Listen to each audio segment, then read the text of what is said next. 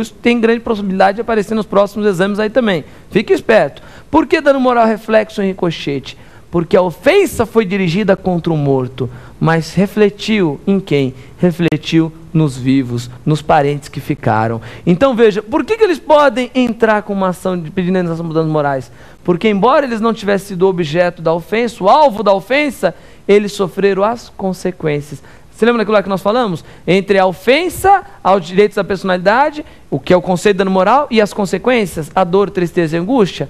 A ofensa é dirigida ao morto, mas as consequências são sentidas pelos parentes. É por isso que o artigo 12, parágrafo único do Código Civil, permite que os parentes ingressem com uma ação pedindo indenização por dano moral quando há uma ofensa que foi dirigida a uma pessoa falecida. Ok? Vamos à próxima pergunta.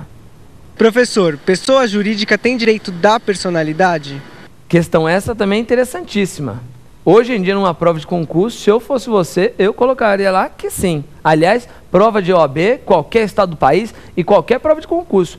Pessoa jurídica tem direitos da personalidade? Essa tese é muito forte em nosso país.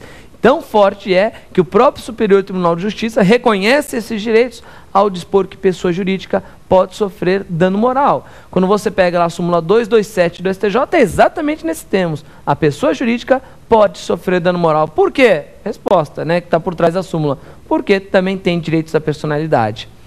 É óbvio que nós vamos falar que pessoa jurídica tem direito à vida, né? Que ela tem direito a uma gestação saudável, não tem cabimento algum. Mas o que a doutrina defende, e é a doutrina majoritária também no nosso país, defende que a pessoa jurídica teria algum dos atributos que a pessoa física, que a pessoa natural também goza, como, por exemplo, o direito ao nome, o direito à honra, o direito à imagem. São alguns dos direitos que são reconhecidos às pessoas jurídicas. Esse é o posicionamento que prevalece no nosso país. Mas nós sempre gostamos de apontar aquilo que você tem, claro, que anotar na prova, mas também saber que existem outras posições. E uma posição que existe hoje em dia muito forte é dos autores de direito civil constitucional, que com base na interpretação principiológica dos direitos da personalidade, eles negam direitos da personalidade à pessoa jurídica. Professor, como assim? Nós não falamos no primeiro bloco da nossa aula de hoje que os direitos da personalidade estão todos fundamentados, todos alicerçados no princípio da dignidade da pessoa humana? Então vejam, eu só tenho direitos da personalidade com o objetivo de proteger a dignidade da pessoa humana. Eu não posso confundir, eu não posso misturar, eu não posso estender esses direitos às pessoas jurídicas. Poxa, professor, mas que absurdo! Os autores do direito civil constitucional falam isso? Falam sim, em sua imensa maioria, os autores que trabalham com o direito civil constitucional no nosso país defendem essa tese.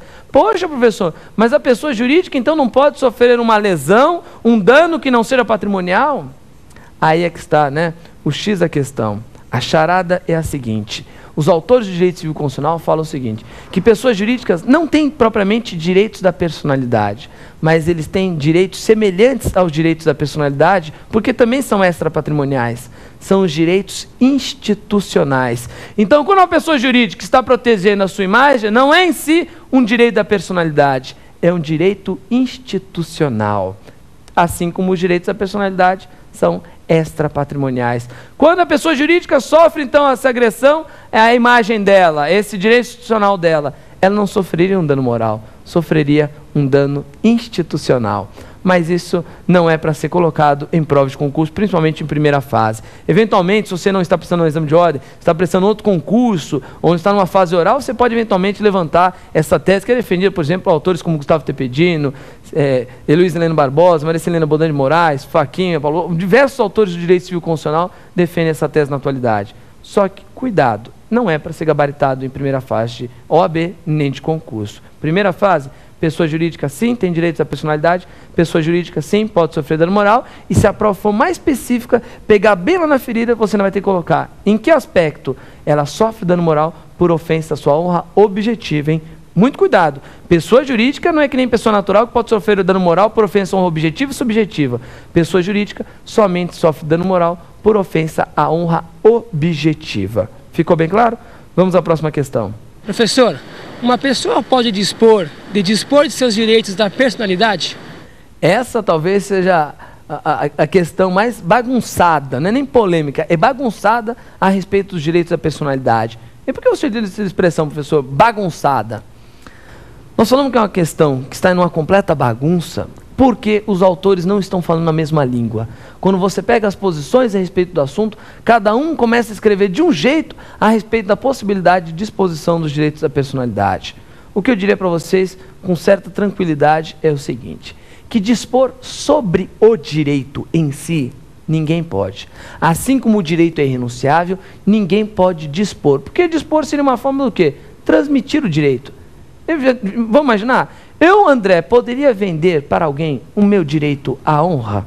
Fazer uma cessão do meu direito à honra? Estou dispondo do meu direito à honra. Meu direito à honra agora é seu? Eu poderia dispor o meu direito ao nome, meu direito à imagem, a direito à privacidade, a intimidade para uma pessoa. Olha, a minha intimidade agora é sua. Que é isso? Não existe isso. Os direitos em si, eles são absolutamente indisponíveis. Só que o que ocorre?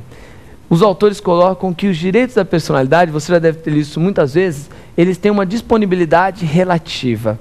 Mas o que é essa disponibilidade relativa? Não é a disponibilidade do direito em si, é a disponibilidade da expressão de uso do direito da personalidade. Observe só.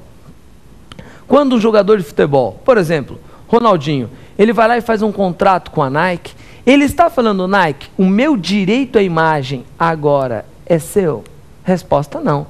O que ele está cedendo através daquele contrato é apenas o quê? É apenas estar concedendo uma permissão para que a Nike explore a imagem atributo, a imagem retrato dele em uma determinada propaganda, um determinado período, um determinado preço, mas ele em si está transferindo o direito à imagem dele para a Nike, e a Nike negocia? Não, resposta não.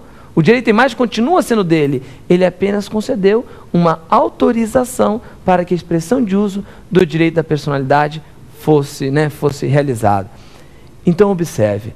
Quando os autores falam que direitos da personalidade têm uma disponibilidade relativa, muito cuidado. Não é a disponibilidade do direito em si, mas é a possibilidade de explorar de forma econômica um aspecto da personalidade humana.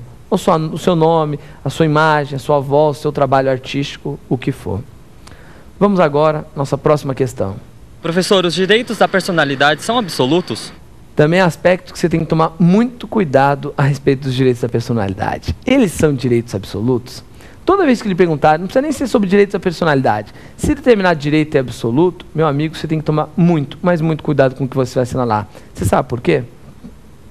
Quando eu falo que um direito é absoluto, essa afirmação ela pode ter dois sentidos. Então, olha só que problemão se pode ter numa prova. Primeiro, quando eu falo que um direito é absoluto, eu posso fazer essa afirmação no sentido de que esse direito não sofre qualquer limite. Então, esse direito é um direito absoluto porque ele não está limitado.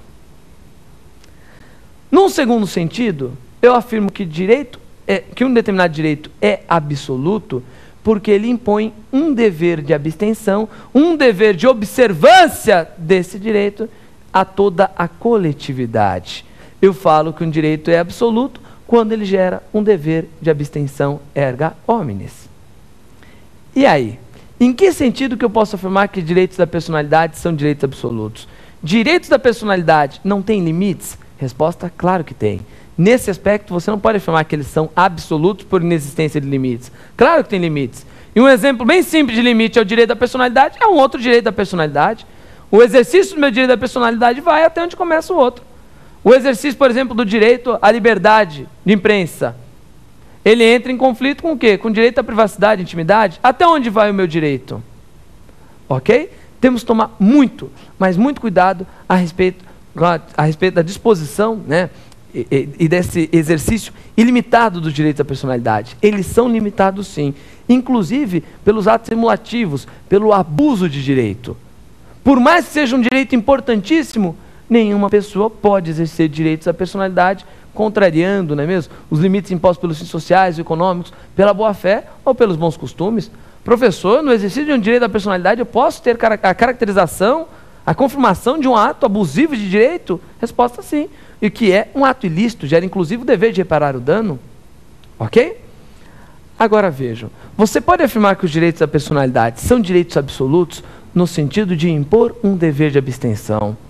Aliás, né, qual que seria esse dever de abstenção? Olha como a ideia é bem simples. Se eu, André, tenho direitos da personalidade, se eu, André, tenho o direito à vida,